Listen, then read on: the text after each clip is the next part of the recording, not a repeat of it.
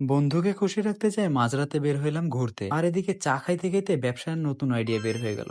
আসসালামু আলাইকুম গাইজ, আজকের দোকান বন্ধ করে আমি চলে আসি আমার বন্ধুর বাসায়, আর খুবই টায়ার্ড লাগতেছে। কিন্তু বন্ধু বললো যে সারাদিন ঘরের মধ্যে সে বসে রয়েছে, তাই বাইরের দিকে একটু ঘুরতে যাবে। তাই কি আর করার, টাইম ওয়েস্ট না করে চলে যাই আমরা বাইরের দিকে ঘুরতে। আর আজকের মার্শাল্লাহ বাতাসটাও বাইরে ভালোই ছিল, আর এমন সুন্দর পরিবেশ আমার বন্ধু আইসক্রিম খাওয়ার শখ জাগে। তাই চলে গেলাম আইসক্রিমের দোকানে, কিন্তু আমার বন্ধুর কাঙ্ক্ষিত আইসক্রিম সেখানে ছিল না। তাই চলে গেলাম আর একটা চায়ের দোকানে, সেখানে কেক খাইতে খাইতে আর্জেন্টিনা ভার্সেস ইংল্যান্ডের খেলা দেখতে লাগলাম। আর এদিকে চা খাওয়ার সময় আমার বন্ধু বলল যে চল আমরা দই ফুচকা বানাই খাই। তাই যেই বলা সেই কাজ, আমরা দুজন খুঁজতে বের হয়ে গেলাম যে কোথায় দই পাওয়া যায়। আর এই মাঝরাতে কোনো দোকান খোলা ছিল না, এন্ড আলহামদুলিল্লাহ অবশেষে একটা দোকান খোলা পাই। সেই দোকান থেকে দই নিয়ে আমরা চলে আসি বাসায়। সেই দইটাকে প্রসেস করা শুরু করে দিই, and within a few minutes আমাদের দইয়ের রেসিপিটা রেডি হয়ে যায়। আর এবার পালা সেটাকে প্রপারলি ফুচকার সাথে ট্রাই করা, যেটা আলহামদুলিল্লাহ খুবই ভালো ছিল। আর তাই আমি ডিসাইড করি আগামী শুক্রবার থেকে অপেক্ষার প্রহর পার করে অবশেষে আমার দোকানের দই ফুচকার আইটেম স্টার্ট করবো। তো আমি ভাবতেছি দই ফুচকা তো আমারই অনেক ফেভারিট, কাস্টমার খাওয়ার আগে তো আমি নিজেই খেয়ে ফেলাবো। যাই হোক, পেট ভরে দই ফুচকা খায় বড় স্ক্রিনে আর্জেন্টিনা ভার্সেস ইংল্যান্ডের গেম দেখতে লাগলাম।